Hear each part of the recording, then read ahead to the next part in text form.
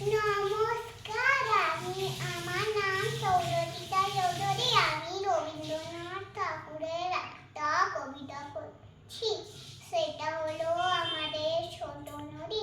আমাদের ছোট নদী চলে আমাকে আমাকে, বৈশাখ মাসে তার হাঁটু জল থাকে।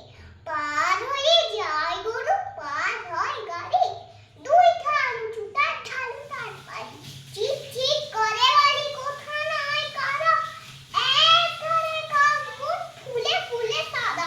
কিচিমিচি করে সেটা শালিকে ঝাঁক, রাতে ওঠে থেকে থেকে শেয়ালের হাঁক। কিচিমিচি